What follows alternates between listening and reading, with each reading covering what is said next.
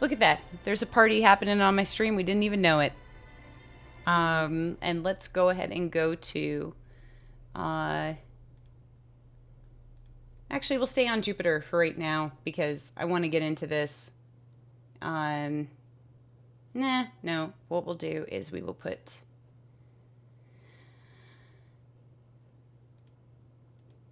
We'll put this up over here. Okay. All right. We're starting with Fermilab's homepage, but I'm just putting that there so you can just introduce yourself, talk about who you are, what you do, and then we'll get into the light subjects of dark matter, dark energy, and gravitational waves. Okay. So I'm Jason Steffen's my name. I go by Horizon. I think I mentioned this last time, but to the new, those who either forgot or didn't remember, that was the name of my computer when I was in graduate school, and I thought it was really cool sounding, so I've adopted it as my the name that I dominate when I play Clash Royale. So I worked. I did graduate school at the University of Washington in Seattle, and then I went from there as a postdoc to Fermilab. So a postdoc is basically the equivalent of a medical resident. So you have your doctorate degree, but you still don't know anything, and so it's kind of an intensive research-only position that you hold.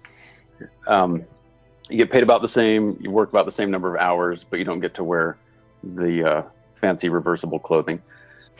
And then while I was at Fermilab, I split my time between working on the Kepler mission and doing experiments in dark matter and dark energy. So in exoplanets, I'm kind of a theorist or data analysis person, and in particle physics, I'm more of an experimentalist. To the extent that I'm good at any of this. I think a lot of people in particle physics are probably experimentalists. That's kind of what we produce. Right. Money is, like, most of the money in particle physics goes towards building things. Building the structure and then making things crash and collide. Yeah. So I did dark matter, dark energy. It was about probably 8 years that I was there. I mean, I was there for 9, but towards the end, I started focusing exclusively on exoplanets. Sounds so boring. I would die. I would not say. I must say that I am very grateful for the entire string of humanity that came before me that allows me to do such interesting work. So because it really is I think a blessing to be able to both work in this and also to talk to people about the stuff that I work on.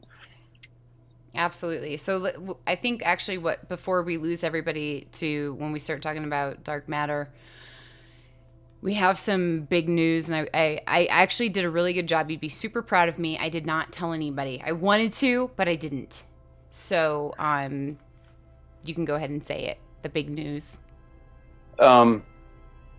So there's this thing that comes up about every year.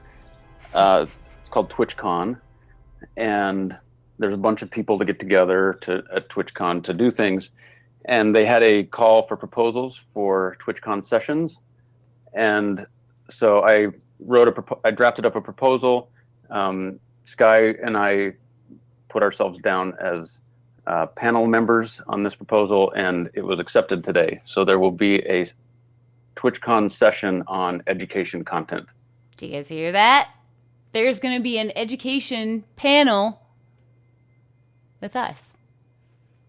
So, yeah, we don't know any more details other than that, really, right? So that's what we have so far. But I think it's a good opportunity. I mean, it'll be good to get everyone in the same room at the same time and think about like how we're going to blow this thing up in Twitch and take over the top spot, because really, who likes to watch League of Legends after all? I mean, we're talking about dark matter and black holes and gravitational waves. We're talking about black holes colliding. I think I think that's pretty exciting. I don't know about you guys. Maybe I'm crazy. Maybe we're both crazy. Maybe there's a lot of crazy people out there. But nonetheless, super exciting that I got to admit, from my side, he even said, hey, I'm going to write a proposal. Do you want me to put you in it? And I was like, well, I'd be speaking with you. Okay. Yeah, I could do a panel. I could be up there. That's not a problem. But I was like, good luck. And so, yeah. So there is something that people can actually, and Joe says open mouth excited guy. He just decides to type out the emotes rather than putting it in there. But yeah, no, it's awesome. So there is going to be that. And, yeah, it still really hasn't, I did a happy dance. I did. But yeah, I'm really excited, cause I think Twitch definitely, I think him and I both agree, and correct me if I'm wrong, if I'm speaking for you, but there is definitely a place on Twitch. Not just for astrophysics, but for all kinds of, educational disciplines, philosophy, if you guys want to have a debate channel, like the guy I was talking about earlier, the other streamer that, Barnacules or something, he was purely educational. I've hosted him 2 times now, just randomly being in his stream. And these are good things. Like Twitch has the interest, and I think people just don't know that there's streams out there. Our biggest issue that we both agree on is visibility. So a lot of people, I see people in streams being like, oh, I love space, and I don't want to be that person that's like, I stream space. But there is definitely a lot of interest, I think. So, biology, yeah, no, anything really, history, even building computers, things like that, even moving the programming section, the dev section over would be, I would believe, more appropriate than just keeping it under the creative title. So I think Twitch has significant potential, because of its interactivity. Absolutely. When you can interface with other people that you can't do, as readily on other streaming services. Yeah, and we like interacting. I like talking to you guys. Jerry used to be a programmer for Microsoft. Yeah, and he still programs. He's learning. He says he'll admit he's a little rusty, but he was talking about net neutrality, and we're gonna have a stream on that, where we talk about his VOD on YouTube. I didn't know he was a YouTuber or anything. I didn't know about him, but that's just it. If we had a section like this, I would live in that section. You guys probably would find me all over the educational channel watching streams like that. When I found him, I was super happy. And yeah, so these are things that we're trying to do. So having rounded head crying eyeball guy. Yes, Joe. Emotional. But yeah, we definitely want to give people some content that they can listen to during their workday or at night, hang out in a very casual environment and talk about things like Fermilab and gravitational waves and dark matter, very light topics. And that's just I'm just gonna lead right into dark matter with that. Actually, we're gonna just segue right into dark matter naturally, comfortably. So okay.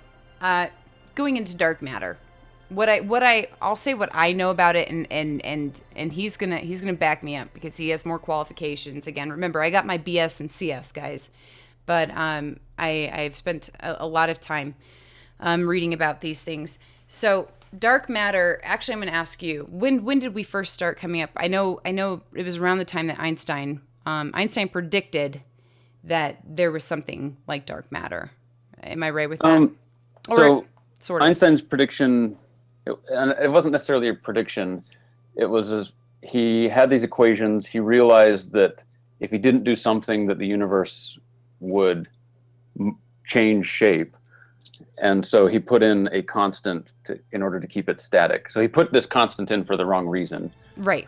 Which they would say was his biggest blunder, correct? Yeah. So he said it was his biggest blunder because it was less than a decade. I think it was maybe about a decade after that Hubble discovered that the universe was expanding. Right. And today we interpret that as dark energy. So it really it wasn't a blunder. I mean, he would say it is, but it really wasn't. He was trying to make equations fit, right? Well, it wasn't a blunder in the same way that the discovery of penicillin wasn't a blunder. It was a happy blunder. It was a good one. Good blunders exist. And so dark matter was discovered or hypothesized independently, and that was done by Fritz Zwicky, who did studies of clusters of galaxies. And this happened, I think it was in the 1930s, was his initial work. And basically what he said was, if you look at, so galaxies cluster together. When things form, and this happens with stars. When stars form, they tend to form into clusters, and there's several stars that are all nearby. When galaxies form, they also form in clusters. And over time, those clusters actually grow because more and more galaxies kind of get pulled into orbit around the collective. And he noticed that the speed with which the galaxies were flying around in these clusters, because it's all interacting gravitationally, they were flying around at a speed where there wasn't enough matter in that cluster to hold it together. It should evaporate if all the matter was in stars.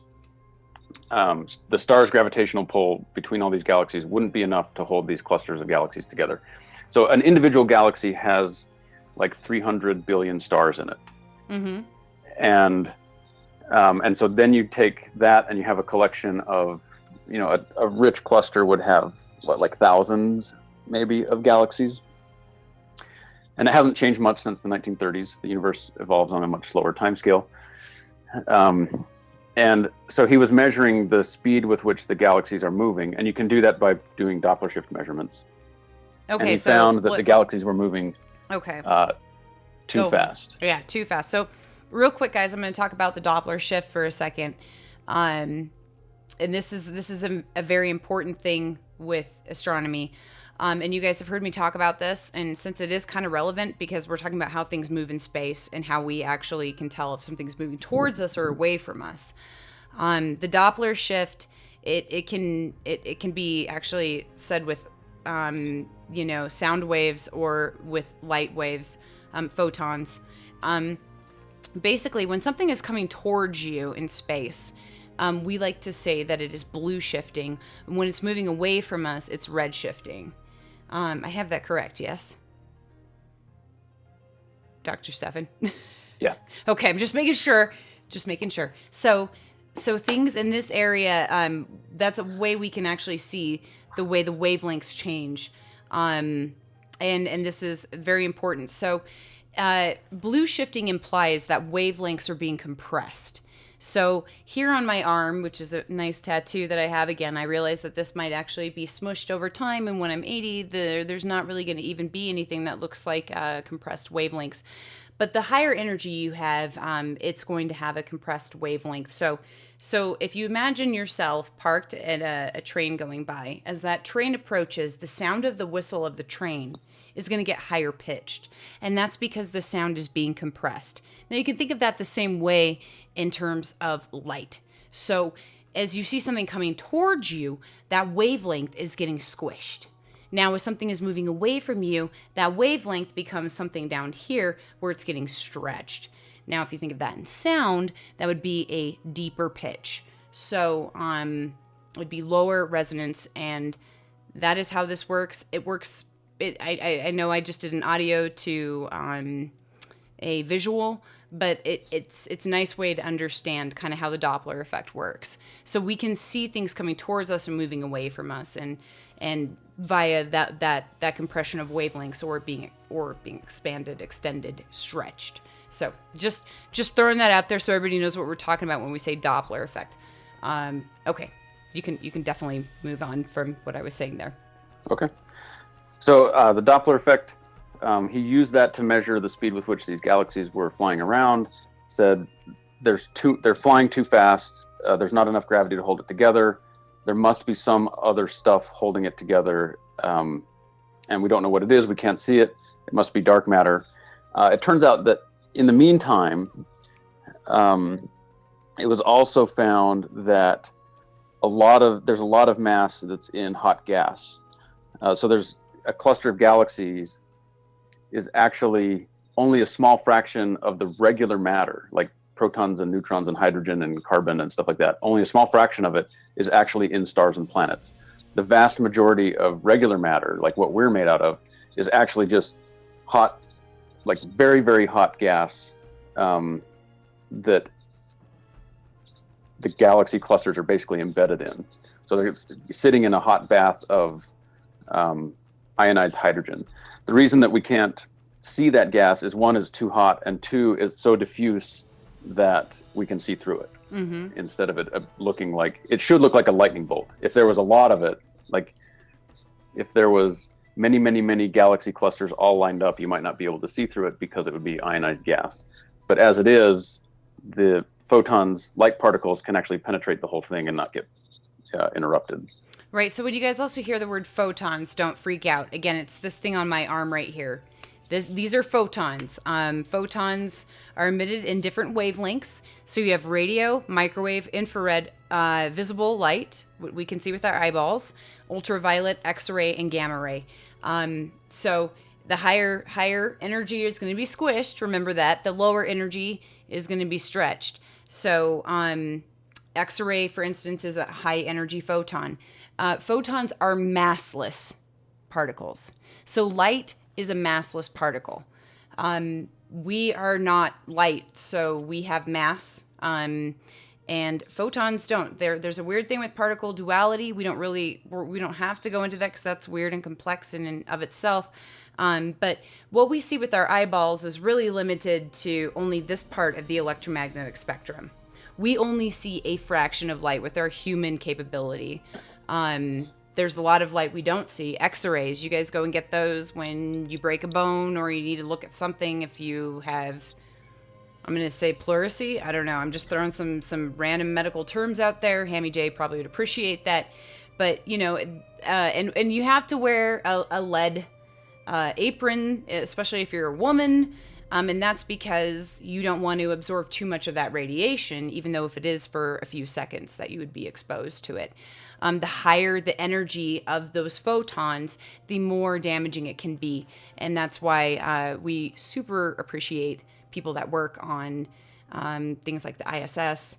When they go out to do repairs on such missions, they are exposed to a certain amount of radiation from being out in interstellar, or not interstellar, but being out in space. They're not in interstellar space, but they are exposed because they aren't protected by the atmosphere, which we are grateful to have, of Earth. So, and just to get back to dark matter, I'm going to chirp in about some of these things so people understand. Photons, guys, light. Photons means light. And that goes all the way down from radio waves, the longest extended wavelength, all the way up to gamma. Gamma is very compressed, very high energy. And photons was actually the discovery, essentially the proof that photons were real, that light was actually a particle, is what Einstein won his Nobel Prize for. So Einstein did, he had this year, it was called the Miracle Year, Annus Mirabilis, where he had 4 papers. Did you just sneeze? He published 5 papers. Wait, did you just say it again? What is it called? Annus Mirabilis. Okay, he didn't sneeze. Okay, just making sure. No, I butchered it though. Let's see. No, I think you got it right. Mirabilis. Annus Mirabilis, yep. Plural, Annus Mirabilis. So that was Einstein's miraculous year, which it looks like there were several of them, but so Einstein's miraculous year, he published 5 papers, and 4 of them were completely groundbreaking, earth-shattering results. Okay, I lied. It's actually 3 that. Okay, so he published 4 papers, and 3 of them were earth-shattering, and I don't know what the 4th one is. No one remembers that one. One of them was where he came up with special relativity. So the theory of special relativity is how do things actually behave when you approach the speed of light? Mm-hmm. What happens to our perception of the universe as we move faster and faster and faster. And what so was that's where you actually get what was taken into account in special relativity? Those big factors minus the one so that came the in with general. so special relativity. The premise of it was it was only say 30 years earlier, which is not that much time. 30 years earlier, where Maxwell had combined electricity and magnetism into a single theory, the electromagnetic theory. So for about a century, people had been studying batteries, electric current, magnetic fields, what happens when you run magnetic fields by a wire, that kind of stuff. The Edwardian period was real, and so was the Victorian. Mm-hmm. Yeah. So it was all for like Volta. I mean, so all these people that have units named after them were people who were studying these individual isolated phenomena. And Maxwell came along and said, and basically took all these theories and developed the mathematics needed to explain them. And so that he did vector calculus, which is calculus in 3 dimensions. Mm-hmm. Yeah, that difficult calculus. And was able to come up with it's actually, I think, it's an amazingly elegant and beautiful set of equations that describe essentially everything. It unified magnetism, electricity, light.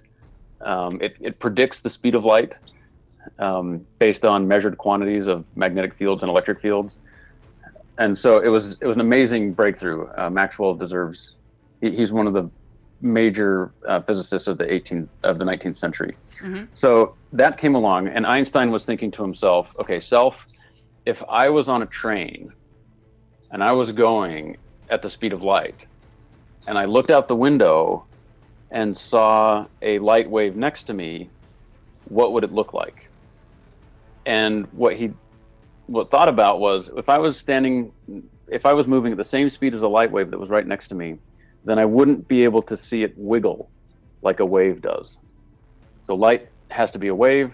That was shown, or has to have wave-like properties. That was shown by the interference pattern of Thomson. And that was an essential aspect of Maxwell's theory, is that light had to be a wave that wiggled at a certain frequency or in a certain way, and it had to travel at that speed. And if it didn't, then Maxwell's laws wouldn't work.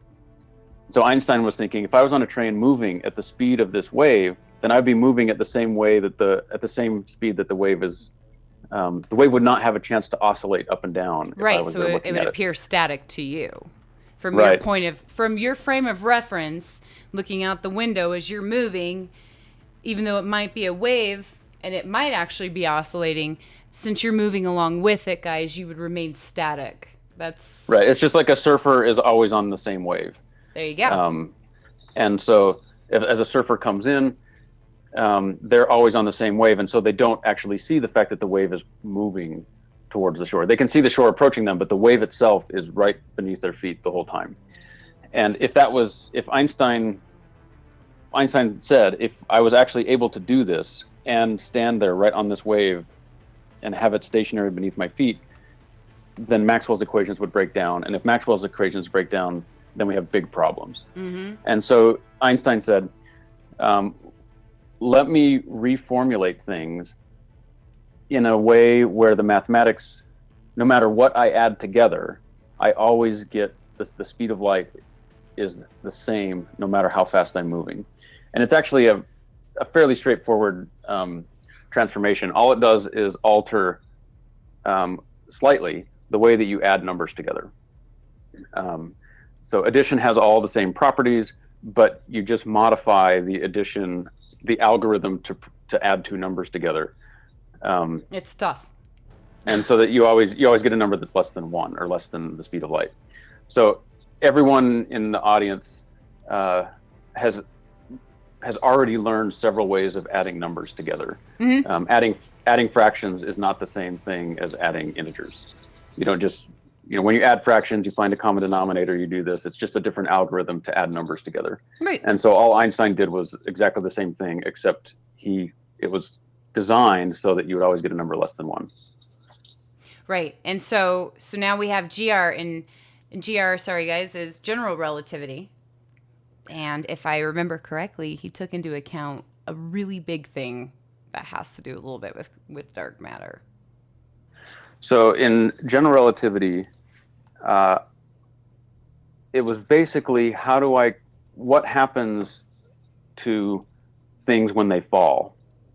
So this general relativity came out about a decade after special relativity. So special relativity is just how do you add velocities together so that you preserve the speed of light. General relativity was when I fall under the influence of gravity, I wouldn't feel myself falling. If I'm going through space, I can be going through space at almost any speed and I wouldn't even notice. Even though I could be falling into a black hole, I could be falling towards the sun. And because of that, I'm going to reconceive gravity. Instead of it being a force that pulls things, I'm going to say gravity is a coordinate system that you move through. And if you have an object, then that object is going to distort the coordinate system, and that's going to cause paths to curve. And that was general relativity. Right. So I'm going to reformulate. Oh, go ahead. Oh, well, I was going to say, so it took into account gravity, right? General relativity is the unification of light and gravity. Right, and how they interact. And that was pretty big because and I've talked about this before here, guys. We use Einstein's theory of GR. I mean, GR, you'll hear me, I talk about it as GR because I'm hip and I'm cool. I'm pretty sure when he's talking to other people too in his circle, he's not going to say general relativity. He's probably going to be like, yeah, Einstein's GR, blah blah blah blah, because that's what we do. It rolls off the tongue better than it does. It does. SR and GR. So SR, when everybody's like, oh yeah, Einstein and his theory of relativity, guys, guess what? That was split into two. Okay, it didn't happen at one time. The more you know. I just need those stars. I really need to get that animation. But general relativity took into account gravity, and to this day, it's been pretty much something we've been testing Einstein for ever since his existence, and honestly can say we've been shocked at how much this guy has been right. The GPS satellites that orbit our planet right now that provide you with a bunch of fancy, lovely cell phone service and locations and maps and things. That is thanks to Einstein, because he equated for gravity and how gravity influences also the fabric of space-time, and anything with mass and again, your point of reference. That's what we're talking about when we talk about, saying that you look out the window and a wavelength is traveling, and you don't see it actually oscillating. That's because that's from your frame of reference, and that's insane, but it makes sense because your vantage point does matter when taking into account pretty much all of space, and that's a hardcore thing to understand, that we all experience space differently, and from different vantage points. So those GPS satellites that are up orbiting the Earth, we sent them up and we were like, hey, we're just going to send them with, not accounting for gravity. And the clocks were off. They were off. Then once you applied Einstein's general relativity, or AKA if you're a cool kid, GR, guys, write it down. These are things you need to know. Use that at parties. Whenever you go to a party, you always want to use GR. See, and I'm going to say it for him. Just use it on dates, guys and gals. Just be like, this is how you meet interesting people. But yeah, you could throw that out there. So they actually accounted for that, and we experience time different here on Earth since we are closer to the center of gravity of Earth, and up in space time runs different. So time runs, does it run? It actually runs. I'm sorry, I think slower. It runs different. I can never remember what I know. Why is it? It's like, it's so easy. I think actually as you're closer to the center of gravity, it's going to run slower. So I think they Yeah, that probably makes sense. yeah, so they sped up the clocks in the GPS, accounting for Einstein's equation. It's so funny because these are the elementary things when you spend. That's why sometimes I'll definitely derp. Some people are like, "Oh, how many phases of matter are there?" And I'm like, 4. Well, I don't want to account for the fifth. But like there is something there. So yeah, so the clocks were sped up above orbit. And here on Earth, they matched once we applied Einstein's GR to that. So all of that GPS, guys, you can really just tip your hats to Einstein. That's just a fraction of what this guy has done, and we'll go into more of that. Definitely, there's more to that, but that's one thing I want to. Yeah. The way to conceive, and it's kind of interesting. The way to think about general relativity is all it does is describe a coordinate system and what a straight line is. In general relativity, you basically say the shortest distance between 2 points, and actually a better way to think of it is the fastest distance between 2 points is the path that light would take from one point to the other. And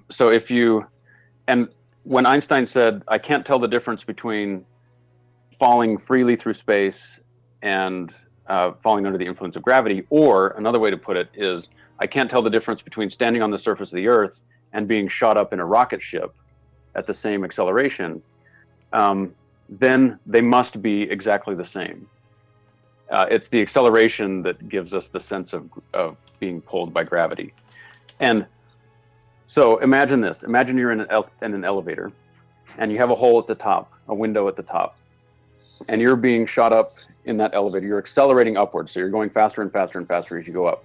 If someone sends a beam of light into the top of the elevator, then the time that it takes for that beam of light to get to the other side, it will actually hit the far wall at a point that's lower than the window where it entered from. So it would look like light's coming in at the top, and as you accelerate upwards, that light would hit at a point slightly lower. So the light inside the elevator would follow a curved path because you're moving up as the light's coming through. Are we going into gravitational lensing? Well, so that's basically what it is. So Einstein said, if there's no difference between accelerating and being in a gravitational field, then a gravitational field where you would feel the same effects should cause light to bend in exactly the same way. But does it? And it does. So when you have any kind of energy in a region, so mass is a very concentrated form of energy. If you have a lot of energy in a region or a lot of mass in a region, then the gravitational field will change the path that light takes as you go around it. And that means that the coordinate system, because light defines what a straight line is, the coordinate system gets distorted by the presence of that mass. Mm-hmm. So that's general relativity. And so from that spills a whole, I mean, basically, it's one of the two most successful theories of the 20th century. Now, most physicists expect that Einstein is going to be wrong at some point, but Einstein being wrong is... It's been tough. It's been real rough. It's been rough, but it's a little bit of a misnomer, right? Newton was wrong too. We know that Newton was wrong because Einstein came along and showed us. He showed us two things. One, he showed us why Newton is wrong, and he showed us why Newton had been right, or like Newton is right up to like 5 or 6 decimal places. Right. And that's how it works. So whoever comes along and breaks Einstein's theory of gravity and comes up with a grand unified theory that makes everyone happy, they are going to have to explain why Einstein has been right for so long, like why his stuff works in the situations where it does. Right. So that was Einstein's second paper in the year 1905. His third one... Wait, I'm sorry. Can you tell me real quick, though, did Einstein go to college?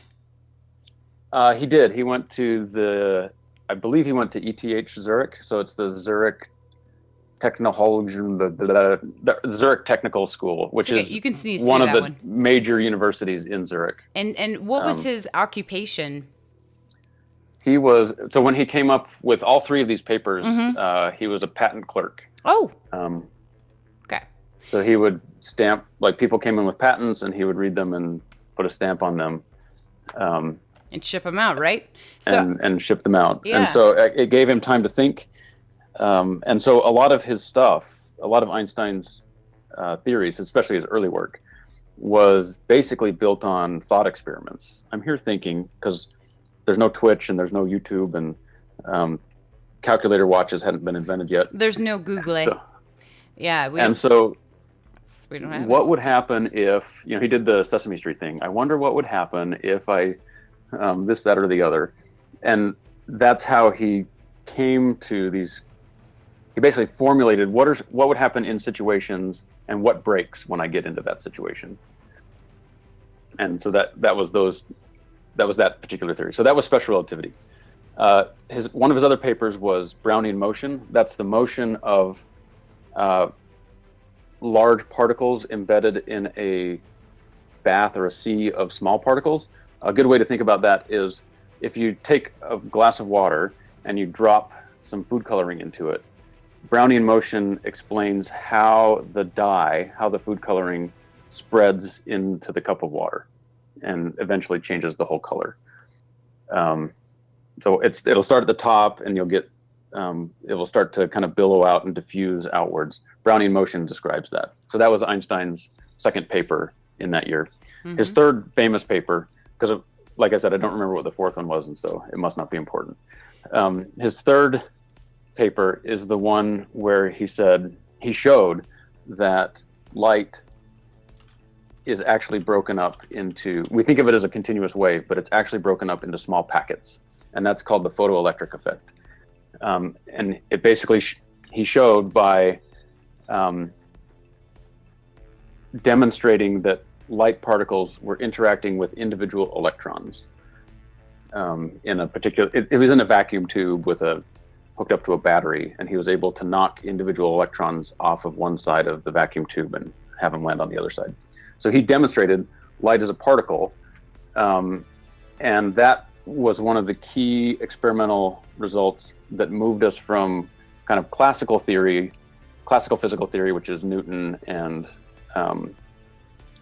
whoever Maxwell, Newton and Maxwell, into the quantum theory. So you have like Planck's constant and Max Born and Heisenberg and all these Fermi, that from basically 1905 up through the 1950s before we went into quantum field theory.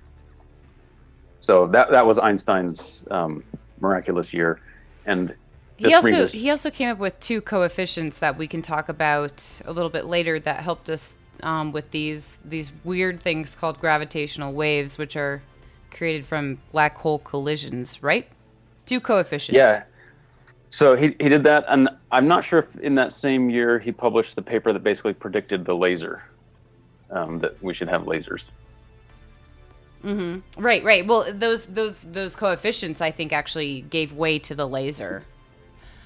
Yeah, the A and B coefficients. The A and B, yeah, right. So A and B, because those are great coefficients. They are amazing coefficients. So someone just real quick said you guys should watch the Genius thing. National Geographic did this thing right here, which is actually a picture of my face, of my mug, with Einstein's equations.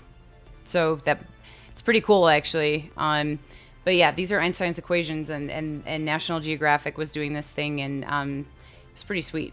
But yeah, the Einstein's coefficients gave way to the lasers, which we'll discuss later with LIGO. It's really, I really do want to touch on that because it deserves to be talked about, just as much as dark matter. Dark energy is still a little bit ominous. I think both of these things are ominous, but we do know. Oh, it's not so bad. Dark energy is fun to talk about. Well, we can do that another time, because I don't want to blow everything that I know in just 2 episodes, right? Yeah, no, that's true. That's very true. I mean, how am I supposed to sound really smart if I spend all my if it's just 2 episodes? Come on, Dr. Steffen, don't do this to me. Don't give me just 2 episodes. You got at least 5 or 6. But who's counting? I'll have to learn something new. Yeah, it's a struggle. But with these things, real quick to get back to dark matter, and one way we really discovered that it existed was because I should just save this, but I could recreate this. Was that we noticed something weird was happening with galaxies and how they behave. In terms of, guys, don't worry about this. I'm going to use a big word, but I promise it's not a scary word. It's called orbital velocity. So again, are you guys writing these things down for your dates? Because I'd be like orbital velocity, GR instead of general relativity. I think these are really good things to write down. So orbital velocity of how stars move throughout the galaxy. Like water going down a drain, for instance, guys. If I bring up, I've got both Space Engine and I have, well, that's looking at the middle. Let me just do the Milky Way real quick here. We're looking at the supermassive black hole that's in the middle of our galaxy. So the Milky Way is a spiral galaxy. As you can see by how it looks, it's got certain arms. I can actually increase the effect of this so you guys can see it a little bit more. And then I'm going to go ahead and turn my game capture to the right game. Right here. So it is a Super Metroid? Super Metroid all the way. It was such both Metroids were amazing. So you guys can see here, it's got spiral arms that kind of stretch out. It's got main arms and it's got you could say sub arms. You would think when looking at this guy, now remember I've told you guys several times, everything in space is moving. And how this thing rotates, you would think with the supermassive black hole, which we call Sagittarius A star, in the middle of our Milky Way galaxy, since it's so massive, it would have a lot of influence on how fast things rotate. Now it does. The stars that are located, there's a reason that area glows and it bulges out. The galactic bulge is actually what we call that. But there's a reason that is so bright. It is very concentrated because stars are attracted to it. Again, due to Sagittarius A star's mass, which is roughly 4 million times the mass of our own sun. It attracts a lot of stars. So it's like the downtown district. It's like the glowing hub of our little galactic place. And so what we would think is, and I would think even before I researched any of this, that these stars on the outskirts of the Milky Way galaxy or any other galaxy, that these stars outside here on the outside where you guys can't see my cursor in game, and it's okay. But just imagine the outside. You guys can see the outside of the arms. The stars rotating there would move slower than the stars in the middle. Just like water going down a drain, you see that the water spins up as it's going down the drain, and everything outside would slow down. Or even the planets in the solar system. Right. Even the planets in the solar system, that as you get further out, that they would be slowing down instead of just the fact that they're just further away. But we found something else. We found something different, didn't we, Dr. Steffen? So it turns out that the farther away you get, rather than things slowing down, they actually move at the same speed. And so the farther out you get in the galaxy, the stars are moving at the same speed as they are closer in. So only right in the middle, it's a little bit different. But once you get out to some distance, it's not a very big distance either. Once you get past the bulge, then stars are moving at a constant speed out to well beyond what you actually see in stars. Because there's even gas and stuff like that beyond the stars, and you can measure that, and it's also moving around at the same speed.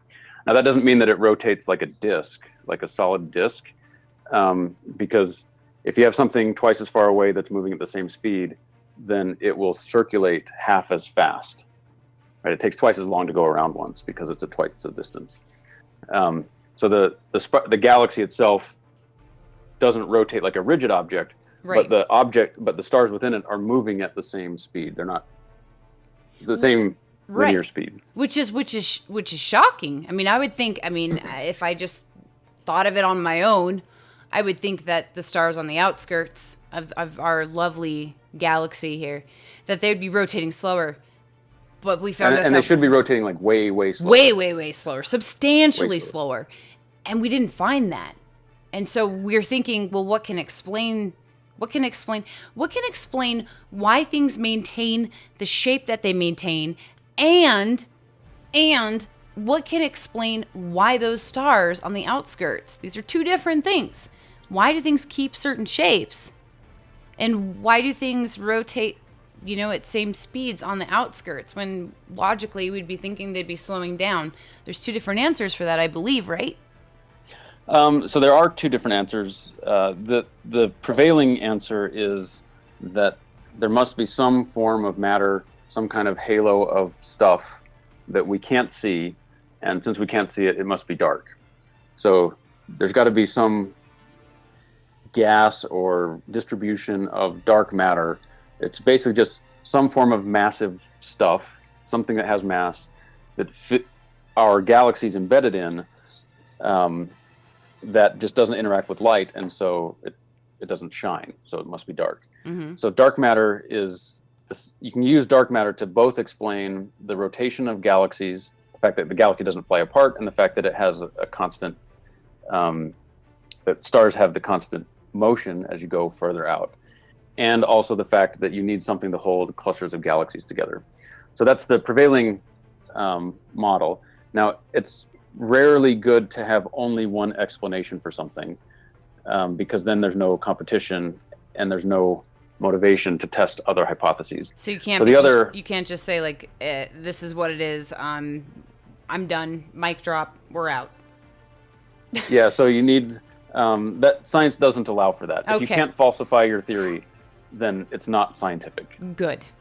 If you can't falsify something, it's not scientific. And science only lives in the realm of things that you can prove wrong. And so in this case, the alternative formulation that is moderately common is called modified Newtonian dynamics, which basically says that maybe once you get far enough away, that gravity behaves a little bit differently than we expect. And so that one, it had a bit of a struggle. It was about 10 years ago when it was, if you want to use this language on your date as well, when they formulated a generalized covariant version of modified Newtonian dynamics. So they basically made it consistent with general relativity. This was Bekenstein at, I think he's at Tel Aviv University.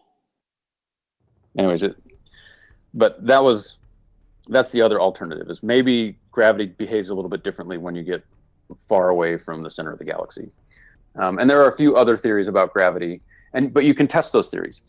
One of the things that happens with Einstein's general relativity is that all things fall at the same rate. It doesn't matter what the stuff is made out of. So if you take a bowling ball and you take a wadded up piece of paper, and you drop them in the absence of air, you just drop them from some building, they should fall at the same rate and hit the ground at the same time. So that's basically what Galileo did. Right, but we tested that, right? We tested that, and we're still testing it. So that's called the weak equivalence principle. Right, and so when I don't know if anybody's all matter seen is the same. Right, so all matter objects, falls the same. Right, it falls at the same rate. So when we went to the moon, they had a hammer. So the moon has no atmosphere, guys. When you see here on Earth and you drop a hammer and a feather, that feather is able to float down because there is an atmosphere. There is a resistance to that thing landing. So, but when you go to a place where there is no atmosphere and you drop a hammer and a feather, they fall at the same rate. I don't know if you guys ever saw that. Go ahead, and if you want, you guys can Google I don't know, I would probably do moon fall at same rate or moon hammer feather. You'd probably find the video. They recorded it because, again, it was one of those really crazy things where we were able to science things much later. Mythbusters done the experiment to prove it. Yeah, so it is something that's pretty interesting, kind of mind-boggling. I'm going to do something very risky. Oh, no. Okay, this is very risky. Hold on, I'm not buckled in. Hold on. Okay. So everybody buckle in. Everybody. I trust everyone is gonna once you get over maybe the initial shock, you're gonna be amazed by this. Okay. Okay, so this is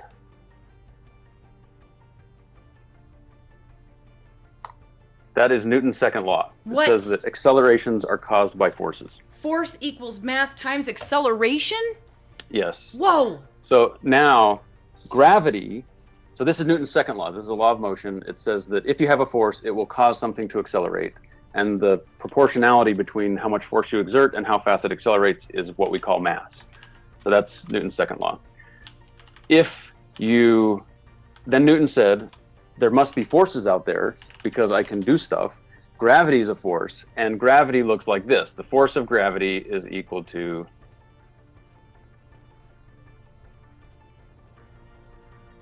it looks like that. Oh, okay, but you did whoa. You did a big G in there. I did a big G. So you did a big G. That's just a constant that gets you the right units. It's a gravitational constant. You guys writing this down? It's a down? number that converts between newtons and other things. It's just a number. The important thing from this is the following, that force squiggles m times m, like that. Okay? So the force between two objects is proportional to the product of the masses. So write that down. Write that down. So if I plug this in to the other equation, I get the following thing. I get that gravity, m times big M, and I'm going to ignore the r squared and the g stuff, is equal to m times a, like that. And the little m's on both sides of this are the same.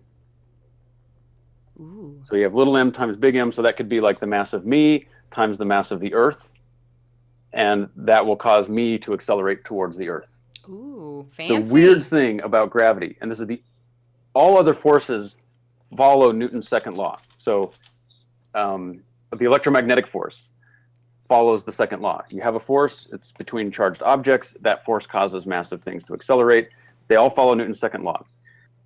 The strange thing about gravity is that the m on the left-hand side is exactly the same as the m on the right-hand side. If I were to put in, this is electromagnetic force. So this is the electromagnetic, this is two charged particles interacting with each other, and one of them accelerates because of the other. It looks like this. Okay, where Q is a charge and M is the mass. This is where the charge that causes the electromagnetic force is not the same thing as the mass that is accelerated. So electric charge is not the same thing as mass. Big surprise. Shocker. The weird thing is that with gravity, the gravitational charge is exactly the mass. That should keep everyone here awake at night. Say that one more time. Gravitational charge. Say it again. Gravitational charge is the thing that gets accelerated. Hold on a minute. Just give everybody a second. It's okay, chat.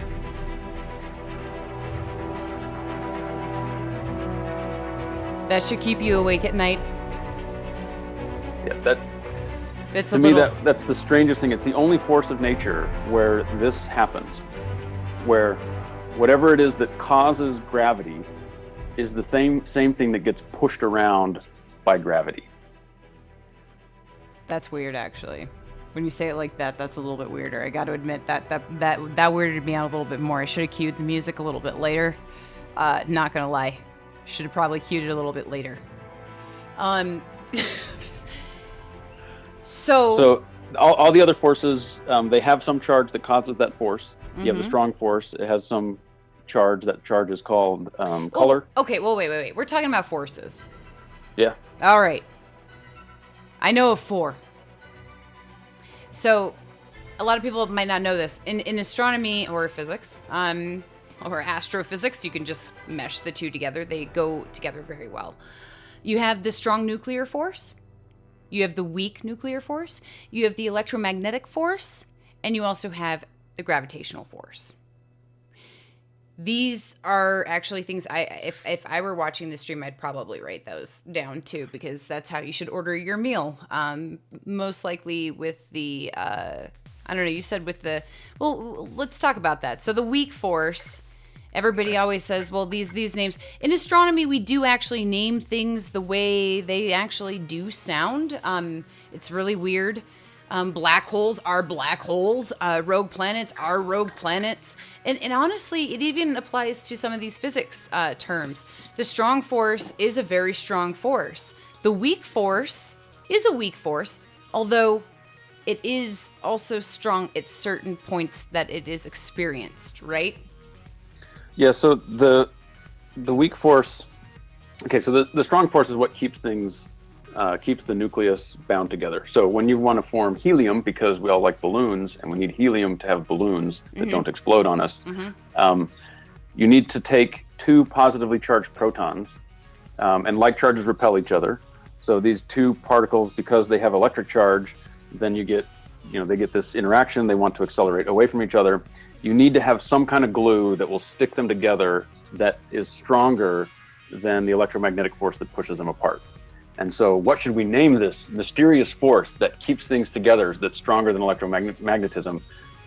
We call it the strong force. Hey. So the strong force is the force that allows protons to be stuck together.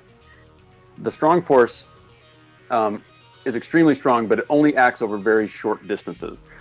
The interaction distance of the strong force is basically it's one proton diameter. Now, I don't know if anybody realizes how small protons are. Protons are really small, guys. Really small. I don't think we have. I can actually. You keep talking about that. I'm gonna find something that can kind of show the scale of a proton. I'm gonna try. Go on. So you said with the strong force, it has limited range. Right. So the strong force, once you get beyond basically the diameter of a proton, the strong force becomes, it kind of peters out. It's no longer effective. So it's a short range force, unlike gravity, which is a very long range force. Gravity, if I know that no planet in the entire universe, entire visible universe, orbits in following exactly Kepler's laws, because I exist and I exert a gravitational influence on it all the way across the universe. So gravity is a long range force. It interacts over all of space-time. The strong force is a very short range force. It dies out very quickly. The field that it produces dies out very quickly. The weak force is a force that has an even shorter range to it, much, much smaller than the size of a proton.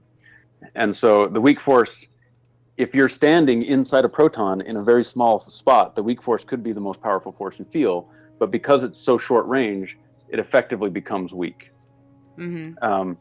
The strong force is responsible for holding nuclei together.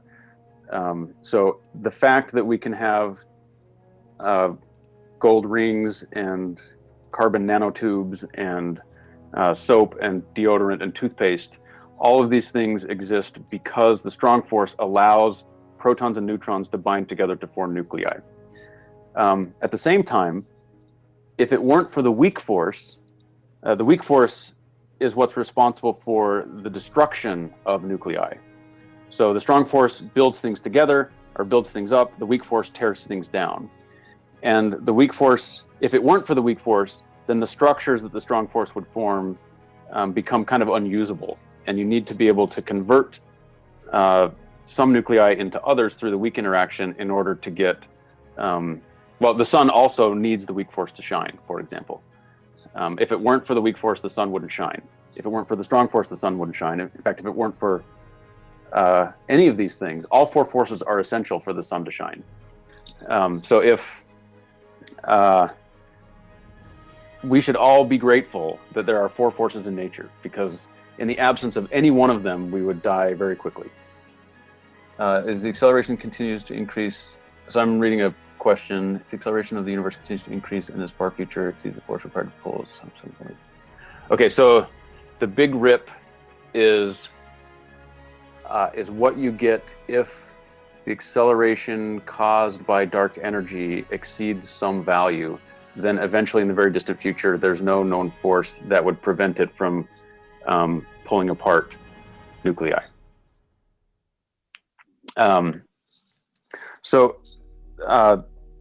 For example, if the weak force were to stop working, the sun would go out and we'd get cold very quickly.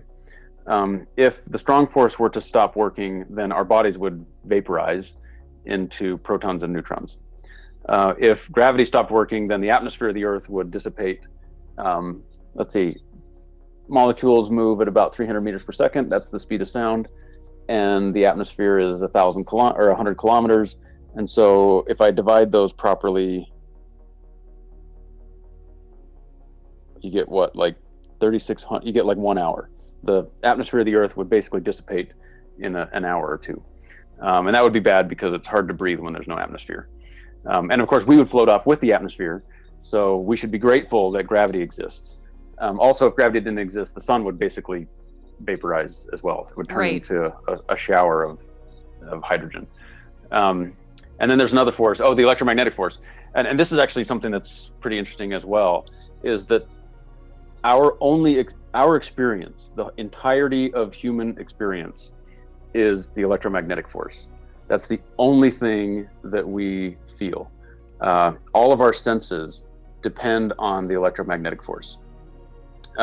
So sight is photons, like light particles, hitting our eye, causing an electrical stimulus that our brain interprets as seeing. Smell and taste are both chemical interactions, and chemistry is the interaction between the electrons in your food and the electrons in your tongue. And whenever two electrons are interacting with each other, that's the electromagnetic force. When you feel something, when you touch something, it's the electrons in the surface of your skin interacting with the electrons in whatever it is that you're touching, and they repel each other, and that exerts a pressure, and your nerve ending senses that it's got, I'm being squished, and it sends a signal to your brain saying you're touching something. The fact of the matter is, you never actually touch anything. It's physically impossible to touch something, to actually have two electrons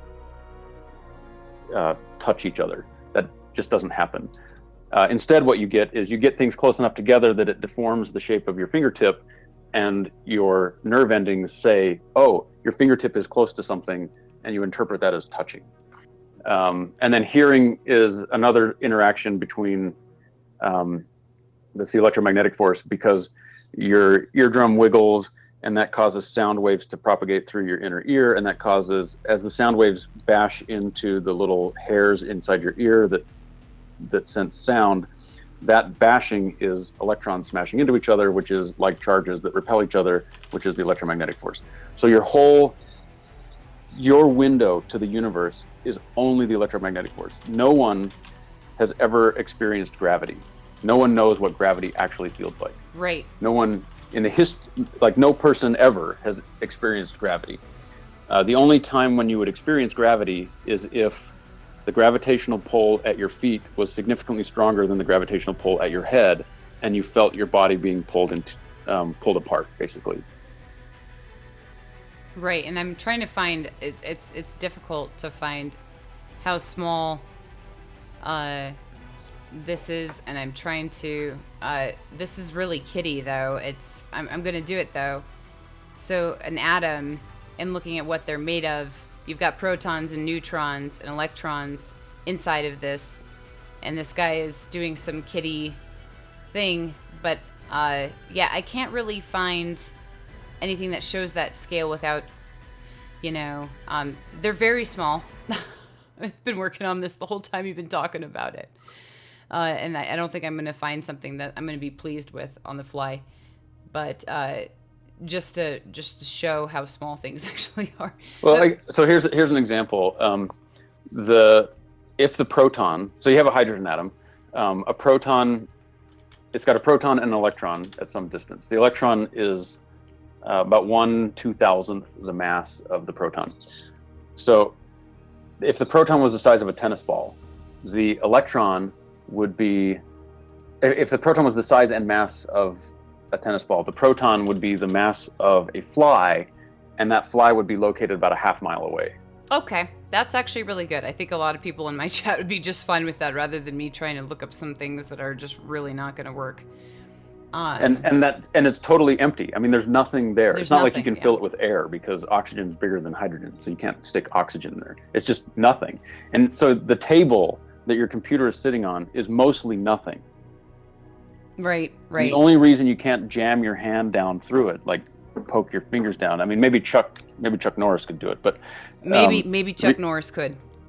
Or Jackie Chan. The reason you can't just have one hand pass through the other is because electrons repel each other, and your hand's made out of electrons, and so is the desk, and so when they come in contact, they repel each other.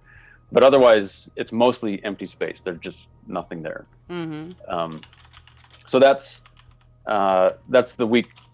kind of the electromagnetic force. I think it's mind-blowing that our whole experience is just the electromagnetic force. Right. We've never felt gravity. We've never felt the strong force. We've never felt the weak force. We can only detect it in some kinds of detectors, but it's essential for our life. It's essential for life, liberty, and the pursuit of happiness. Right. And so with dark matter, if I'm correct, the way we see, or the way we've been able to detect dark matter, is through the gravitational force.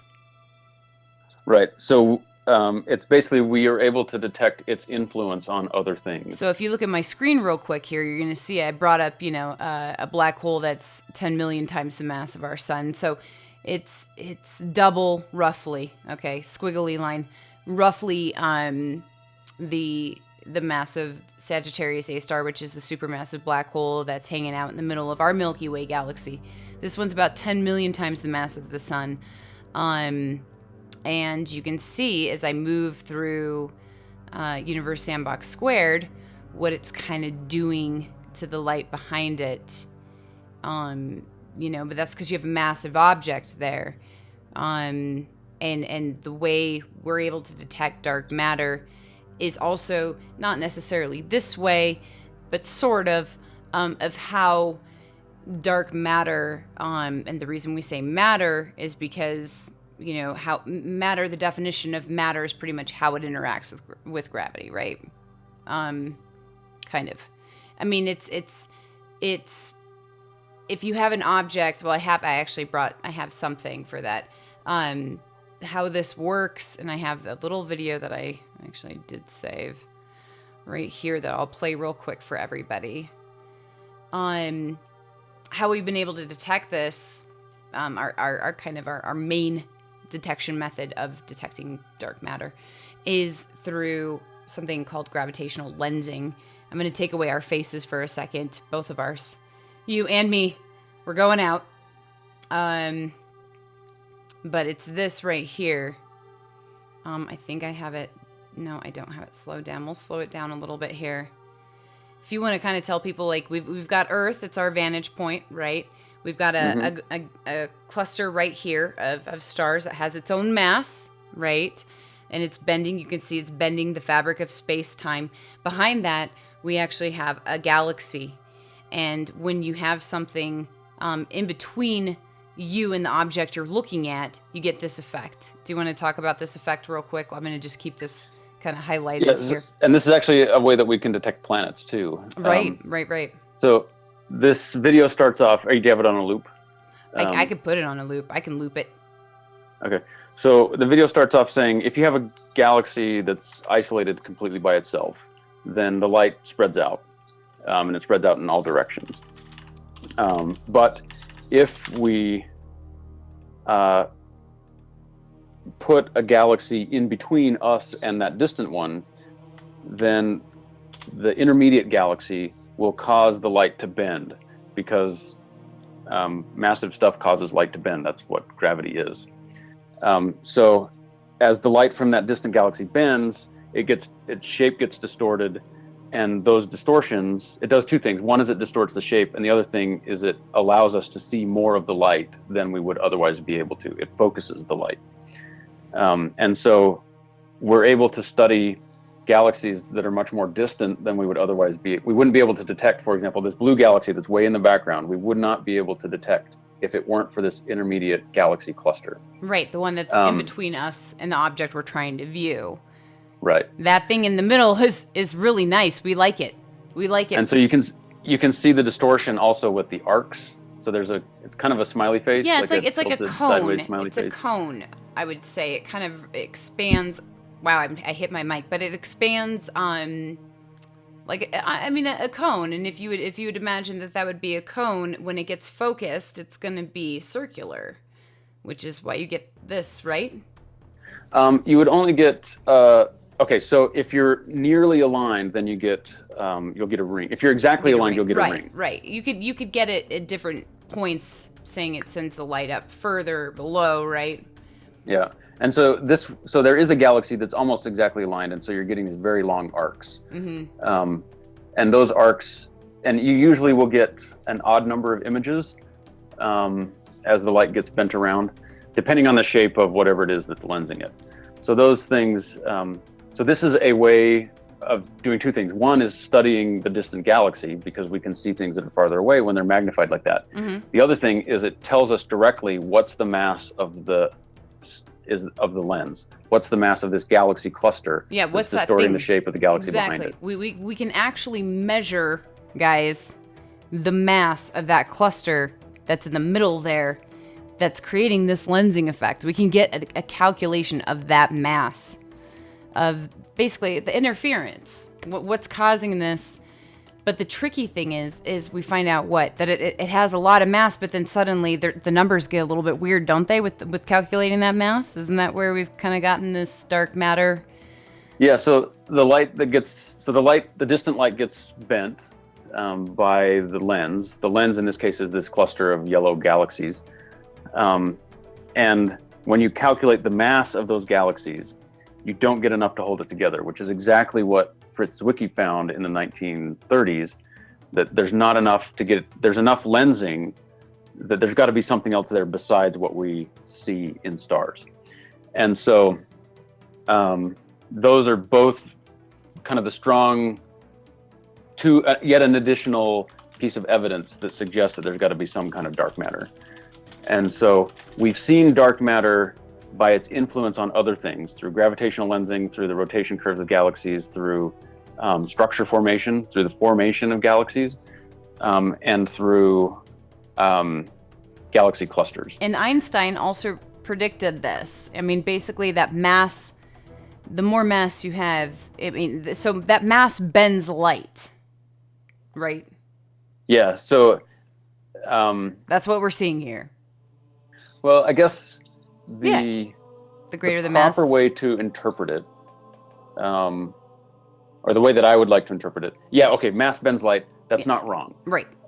Thank you. The way that I'm trying to that I'm trying to conceive of it as I think deeply when I'm in the shower, is that the universe, the coordinate system is distorted by the presence of mass, and we measure the coordinate system by the path that light takes around it. But I haven't totally wrapped my head around that analogy yet. So this is the evidence for dark matter. But wait. Let's real quick. Let's look at the chat while this is on replay, because there has been a few good questions. Sourdev says, "Great stream. Thank you. Thank you so much, all of you guys." So there is unicorn that had a question, and that was basically, so we have our solar system, which is the sun and the planets, and then we have our galaxy, which is 300 billion suns like our own that are in this disk, and our galaxy is part of a group of galaxies of which there's like 100 or so. Some big ones like Andromeda that's slightly larger than us, and some small ones like the Large Magellanic Cloud and the Small Magellanic Cloud that you can see in the southern hemisphere. So that's our local group. There's 3 or 4 big ones, and then a bunch of kind of intermediate and small galaxies. And the local group is part of, I think it's the Virgo supercluster, and the Virgo supercluster is part of, so galaxies are 300 billion stars. Clusters of galaxies tend to have hundreds of galaxies in them, and superclusters tend to have thousands of galaxies in them.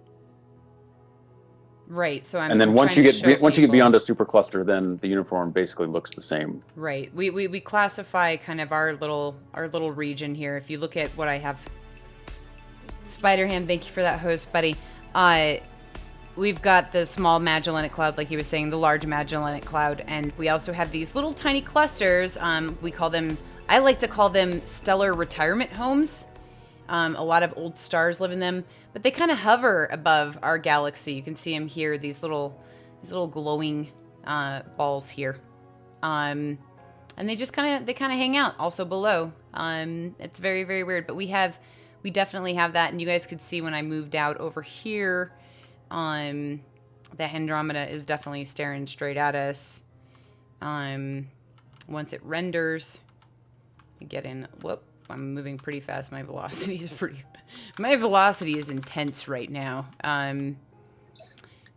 But if you look kind of here, where were you, Andromeda? It was pretty notable once we were here, but you get these diffuse ones as well. But sorry, I'm trying to navigate space, but yeah, so that's a good question. Unicorn, I don't know if Unicorn DeBob is here anymore, but there's a lot of stars that are showing up right now. However, Andromeda is actually quite close to us relatively in space. I guess I could just do a quick query and pull up Andromeda and locate it real quick. Okay, so it's that away. There it is. So right here, you can kind of see a little bit more. It's not too far away. It's, in relative terms, it is quite far away, but in relative terms, it's not that far away. So let's see. There's some other ones after that you might want to look at. Not my Twitch effed up. That's not it. Let's see. There are. Great stream. Thanks, Sourdev. Appreciate that. What discoveries do you think the James Telescope will find in the future? We'll get to that after. Didn't they see supernova twice as predicted by gravitational lensing? That was another question asked. So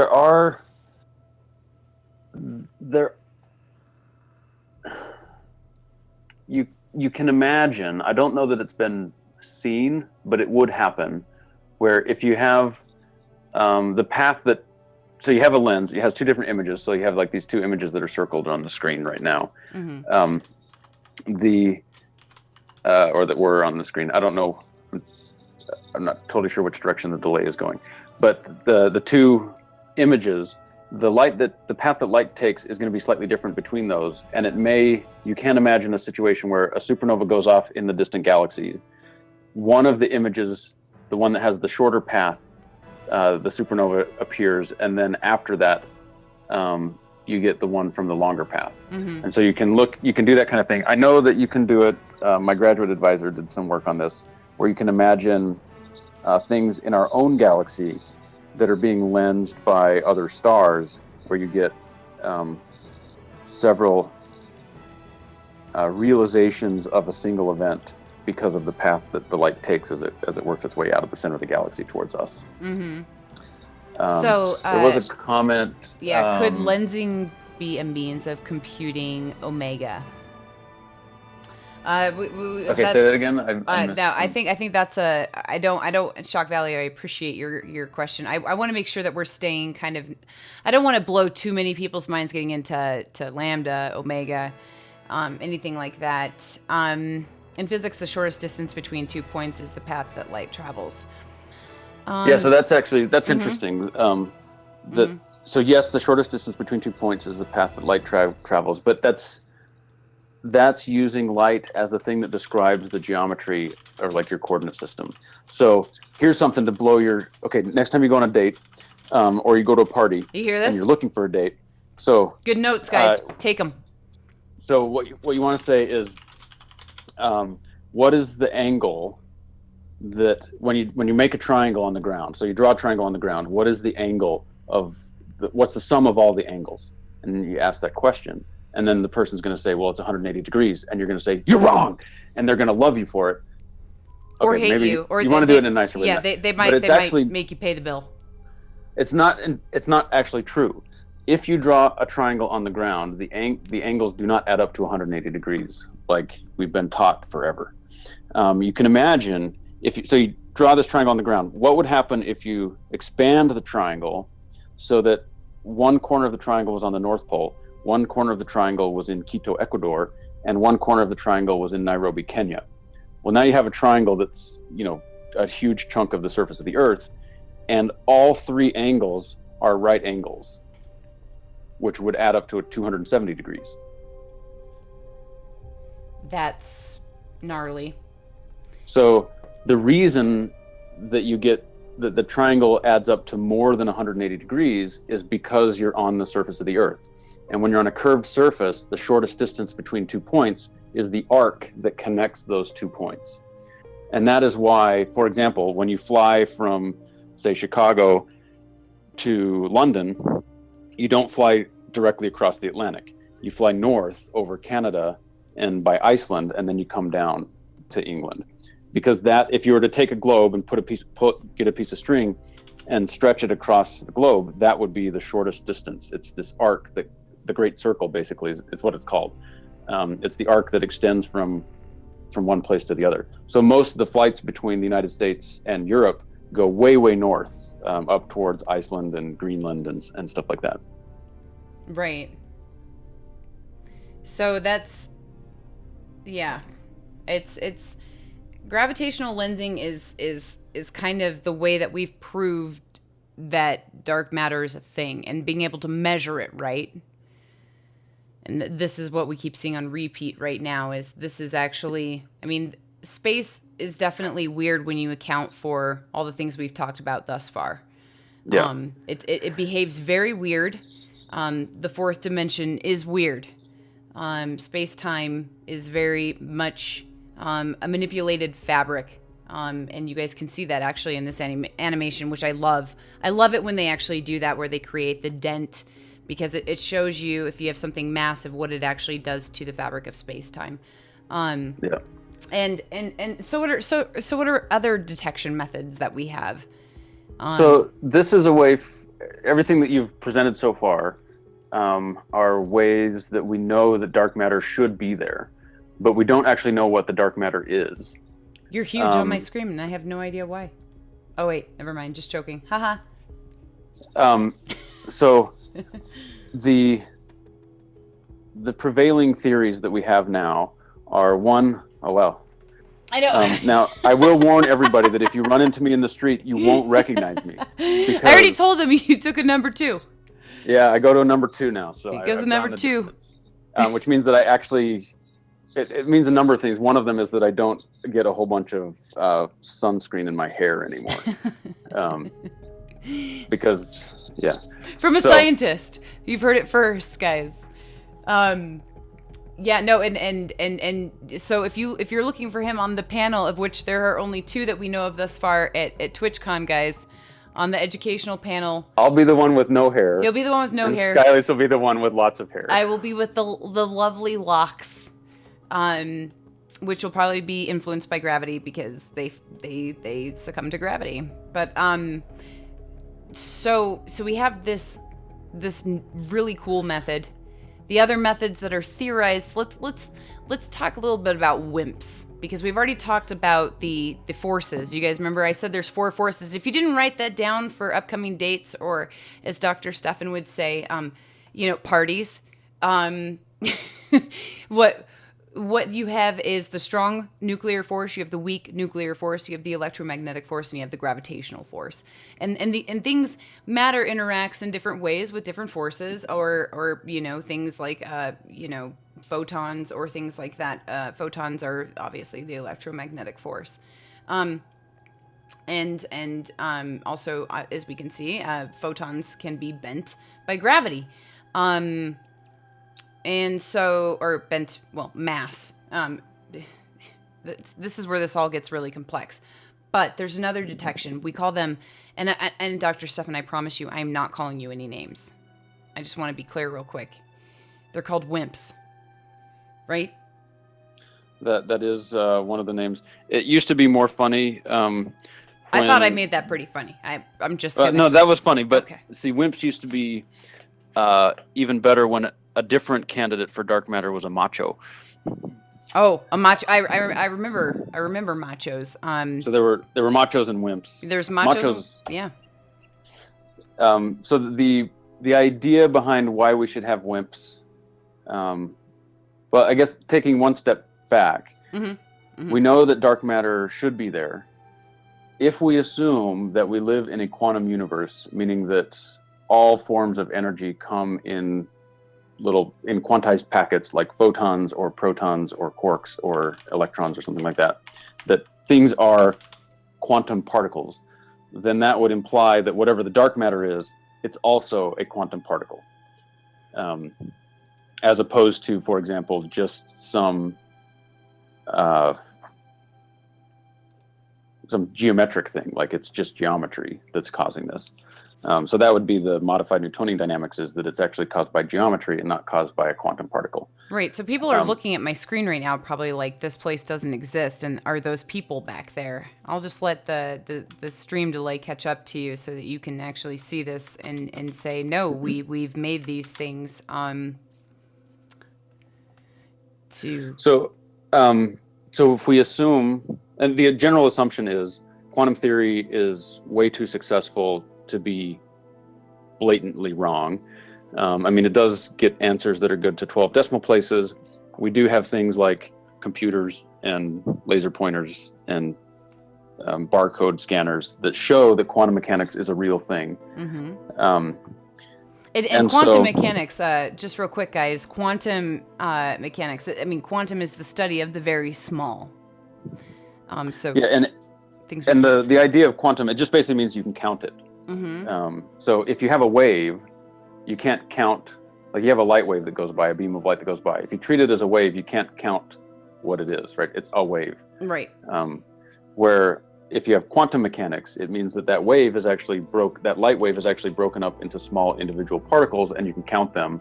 And Latin for count is quantum, and so we get quantum mechanics. Right. And so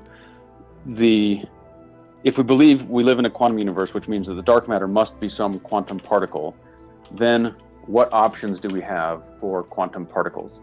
What kinds of things can we imagine that are not too far removed from our current understanding of matter, that might be a good candidate for something that doesn't interact very well with light, that has mass and therefore can distort gravitationally, can cause gravitational influence, and that would come in large enough quantities to keep galaxies and clusters of galaxies together. Right. And so WIMPs are that stands for weakly interacting massive particles. Massive in this case means it has mass. It doesn't mean that it has a big mass.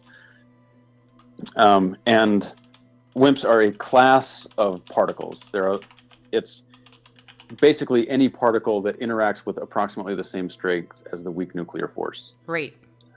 And anything that satisfies that criterion, that it's a massive particle that interacts at least with itself, with roughly the strength of the weak force, that's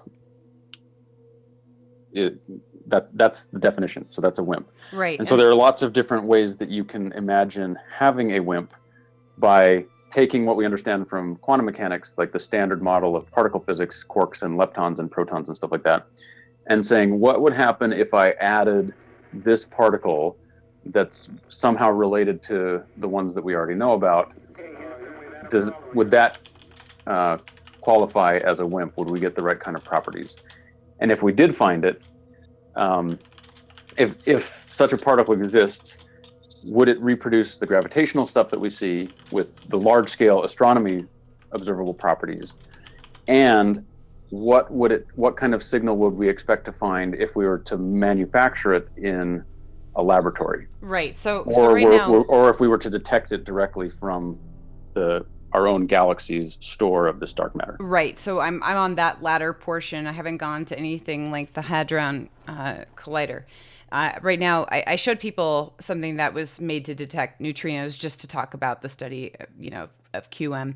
But this is actually something that was made to detect how dark matter would interact here on Earth.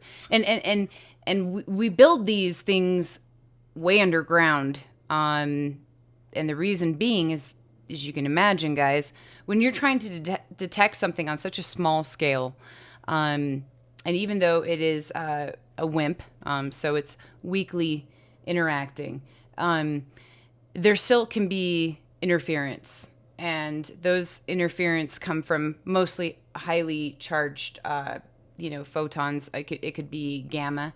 Also cosmic. Cosmic's not a photon, but cosmic radiation. So we put these things way down in the ground to block out any potential disturbance in trying to detect dark matter interacting with an atom, right?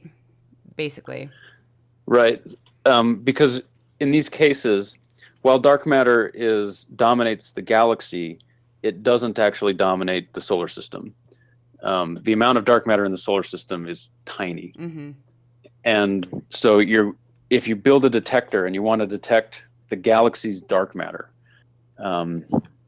meaning capture something from the galaxy in your detector, and this isn't that far-fetched, right? We capture light from the galaxy all the time. The fact that we can see stars means that we can capture light from the galaxy. If you build a detector to detect this, you need to eliminate all other sources of interaction with your detector that you might mistake as a dark matter particle. And so there are a number of ways to do this. One of them is to bury it way underground so that the Earth acts as a shield to protect you from the solar wind, protects you from cosmic rays that are coming from supernova that are distant, protects you from high energy photons that come from active galactic nuclei.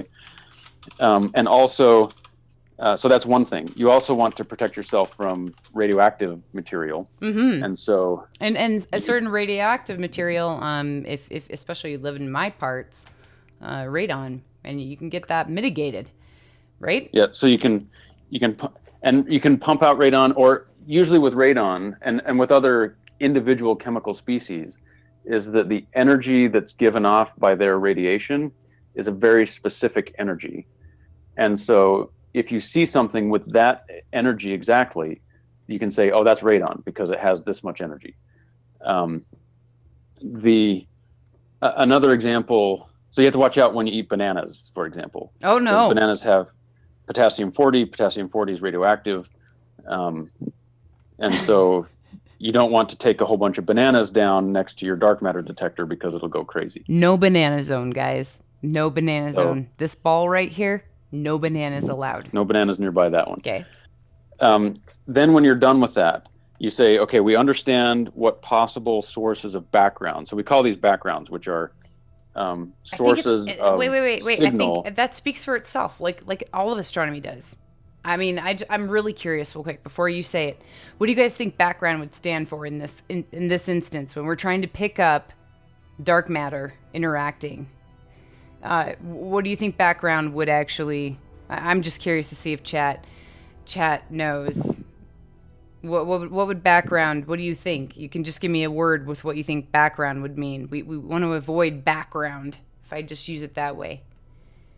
I'm just curious because I'm pretty sure a lot of people will just say it. We want to avoid background, guys. It's really critical thinking. I know. Just think. We can get some Skylias think emotes up in here. I'll do the first. I'll just do a train of them right now. But what do you guys think background would be? We want to avoid background. Background.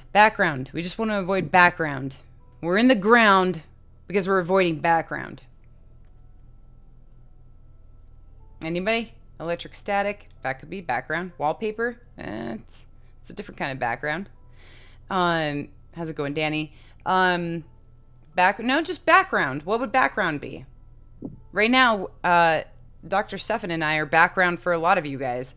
It's anything that could interfere, right? Right. It's basically noise. Noise. I'm noise right now. Dr. Steffen's probably not as much noise as I am. Goddamn Superman, you got it. That's a name. And interference, that's also right. Exactly. Radio signals, noise. Look at this. Look at this, guys. Yeah, and so the radio signals is an interesting one because you can have spurious signals that come because the wires that go to your detector are too close together. And so there's a lot of stuff that can act like a signal from dark matter, and you have to understand every one of them to an amazing precision. And so these deep underground experiments are all about understanding our backgrounds, and preferably you eliminate them entirely by putting in shielding, by putting in vetoes where you don't record that information or something like that. And so then what you can do, like one of the most popular detectors, at least historically, they're moving away from this particular kind of detector more in the direction of liquid noble gases like argon and xenon. But they used to make very low temperature, ultra pure silicon wafers or silicon discs, like hockey puck sized discs. Wait, and who would be designing such things? I mean, would you hire somebody that got a degree in business? You would have them run the project. You'd have so computer scientists probably. Maybe computer scientists. Typically, the computer scientists are used to write the data analysis code. Mm-hmm. And that's especially true in astronomical surveys. Yeah. Where you have, astronomical surveys and particle accelerators. So if you're looking at, say, the Tevatron or the Large Hadron Collider, there they get so many signals that they need to have someone who in real time is sorting through all the data, rejecting some and keeping others. Right.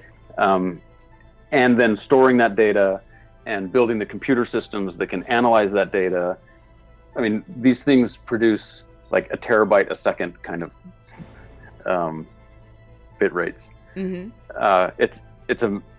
It's one of the situations where it's actually faster to get information from one place to another, to put it on magnetic tape, stick it in an airplane and fly it, than it is to like send it over the internet. Great. I like that. Sounds efficient. But no bananas around this guy, though. Yeah, you don't want to put bananas around it. No bananas. So, in fact, at Fermilab, where I worked, there was a whole division that's called the computing division. Oh, really? And that's what they do, is they build computers, they build data reduction code, they streamline the network interfaces between. So Fermilab has a gigantic computer. It's got like 10,000 nodes or something like that. Yeah, I would have never thought. And that's one part of it. The major supercomputing centers have like 100,000 nodes. Right. So like the one at the University of Illinois, for example. But Fermilab has each experiment had like 5,000 nodes on there. So it's 5,000 processors, or 5,000 boards, each of which has 4 processors on it. And there's a whole division that's just on how do you build and manage these things.